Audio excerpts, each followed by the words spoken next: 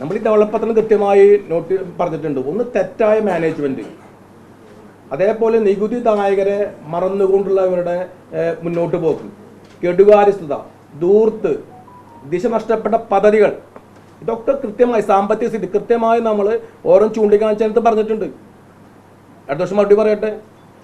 ഈ സാമ്പത്തിക സ്ഥിതി കണക്കുകൾ ഇന്ന് അജണ്ടയിൽ വെച്ചിട്ടുണ്ട്. അവർക്ക് ആർക്കും പരിശോധിച്ച് അറിയാമല്ലോ ഇതിനകത്ത്. ഇതൊന്നും ഞങ്ങൾ എഴുതിണ്ടാക്കിയ കണക്കല്ല. ഇത് ഇവിടെ ഓൺലൈനിൽ പരിശോധിച്ചാൽ ആർക്കും ഏത് ഫയലും അറിയാവുന്ന കണക്കുകളാണ്. ഈ കണക്കുകൾ പൊതുസമൂഹത്തിന് മുന്നിൽ ചർച്ച ചെയ്യപ്പെടാതിരിക്കാൻ വേണ്ടി കാണിച്ച ഒരു ജനാധിപത്യ വിരുദ്ധമായ നടപടിയാണ് ഇന്ന് കമ്മ്യൂണിസ്റ്റ് പാർട്ടി ചെയ്തത്. ഇവിടെ നിങ്ങൾക്കറിയാം ടാഗോർ ഹാൾ എത്ര കാലമായി നഗരത്തിലെ പ്രധാനപ്പെട്ട ഹാളായിരുന്നു. എന്താ സ്ഥിതി ഇന്ന്? പണി പൂർത്തീകരിക്കാൻ സാധിക്കുന്നില്ല, കടബാധ്യതയായി നിൽക്കുന്നു, പണം കോർപ്പറേഷനിൽ കൊടുക്കാൻ സാധിക്കുന്നില്ല. എത്രയോ വർഷങ്ങളെ കോർപ്പറേഷന് വരുമാനം നഷ്ടപ്പെട്ടിരിക്കുക.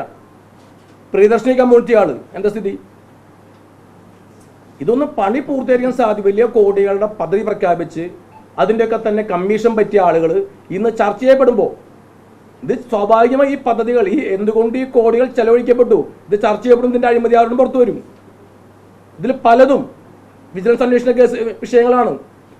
ഈ സർക്കാരിൻ്റെ സഹായം കൊണ്ട് ഇടതുപക്ഷം ഭരിക്കുന്നതുകൊണ്ട് ഇടതുപക്ഷം തന്നെ കോർപ്പറേഷൻ സഹായിക്കുന്ന ഭാഗമായി ഇതൊന്നും അന്വേഷണത്തിലെത്തുന്നില്ലേ ഉള്ളൂ. ഞങ്ങളതുമായി മുന്നോട്ട് പോകും. ഇങ്ങനെ ദൂർത്ത് നടത്തിയത് എന്തിനു വേണ്ടിയിട്ടാണ്? ഇതിൻ്റെ റിസൾട്ട് എന്താണ്?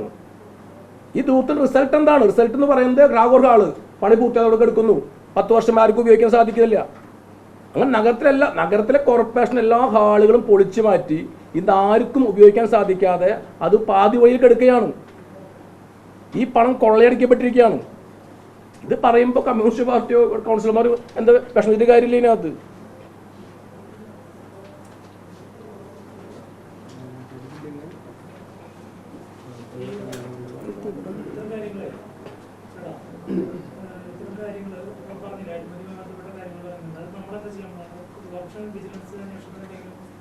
അല്ല, അത് ഇന്ന് കോർപ്പറേഷന്റെ പ്രാഥമിക ഘട്ടം തരെ ഞങ്ങൾ ഇതിന്റെ വ്യവസ്ഥ കൃത്യമായി ഇന്ന് ആളുകൾ കൗൺസിൽ അവതരിപ്പിച്ചു. ഇന്നിപ്പോൾ നിങ്ങളുടെ മുമ്പിൽ ഈ വിഷയം കൃത്യമായി പറയുകയാണ്. സ്വാഭാവികം അടുത്ത ദിവസം അജണ്ടകളിലേക്ക് കടക്കും. ഞങ്ങൾക്ക് ഇതിനകത്ത് ഒന്നും മറച്ചു വെക്കാനില്ലാത്തതുകൊണ്ടാണ് നിലവിൽ സാമ്പത്തിക സ്ഥിതി ഞങ്ങൾ ചുമതല ഏറ്റെടുക്കുന്ന പുതിയ കൗൺസിലർമാർ സത്യപ്രതിജ്ഞ ചെയ്ത ഡിസംബർ 21 സാമ്പത്തിക സ്ഥിതിയാണ് അവതരിപ്പിച്ചത്. ഇതൊക്കെ നിങ്ങൾക്ക് ഞാൻ ചോദിക്കട്ടെ, നിങ്ങൾ കണ്ടൊരു വലിയ ഇവിടെ സ്വീപ്പിംഗ് മെഷീൻ എവിടെയാ? വലിയ ആഘോഷം നടത്തി മുൻ മേയറും ഭരണസമിതിയും ഫ്ലാഗ് ഓഫ് ചെയ്ത് നഗരത്തിൽ കണ്ടാൽ ഇന്ന് എവിടെയാ? അത് വർഷങ്ങളായി കട്ടപ്പുറത്ത് കിടക്കുകയാണ്.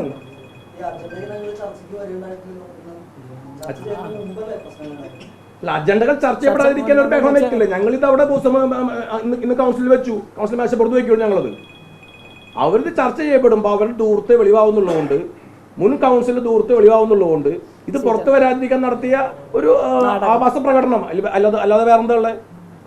ഞാൻ ഇടതുപക്ഷത്തിന് അല്ലെങ്കിൽ കമ്മ്യൂണിസ്റ്റ് പാർട്ടി കൗൺസിലർക്ക് സീറ്റ് വിഷയം ഞങ്ങളാണോ?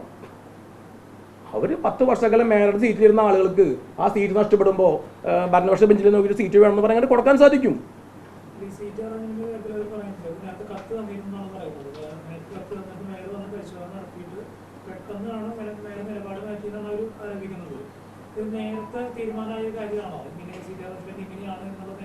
മൂന്ന് കൗൺസിൽ കഴിഞ്ഞല്ലോ. 3 കൗൺസിലിന് ഇതിനകത്ത് വേറെ പരാതി ഒന്നും വന്നില്ലല്ലോ. 3ാമത്തെ കൗൺസിൽ നടക്കുന്നത് ആർക്കും പരാതി ഉണ്ടായില്ലല്ലോ.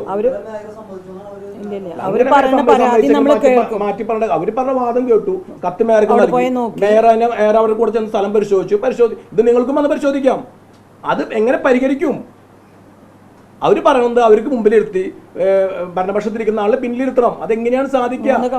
പ്രതിപക്ഷ ഭരണപക്ഷ ബെഞ്ചുകൾ വേർതിരിച്ചെത്താനേ സാധിക്കുള്ളൂ. മേയർ അവരെ പരാതിയെ പോസിറ്റീവായി കണ്ടു, അത് കേട്ടു, അവരെ കൊടുക്കുന്ന അതിനുള്ള പരിശോധിച്ച് എങ്ങനെ പരിഹരിക്കാൻ ശ്രമിച്ച ആളാണ്. ആ ശ്രമിച്ച ആളെ ഇന്ന് കൗൺസിലിനകത്ത് ജനാധിപത്യം വരെ കേട്ടു. ആ കേട്ടതാണ് ഇപ്പൊ വലിയ ആരോണമായി പറയുന്നത്. ഇതിനകത്ത് നിങ്ങളിവിടെ വന്നപ്പോ നിങ്ങൾക്ക് ആരെങ്കിലും ടോക്കൺ ഉണ്ടായോ? എവിടെ അന്വേഷിച്ചോളൂ. 10 വർഷക്കാലം ഭരണത്തിൽ ഇരുന്നിട്ട് പ്രതിപക്ഷ ബെഞ്ചിലേക്ക് പോകുമ്പോൾ ആ സ്വസ്ഥതയാണ്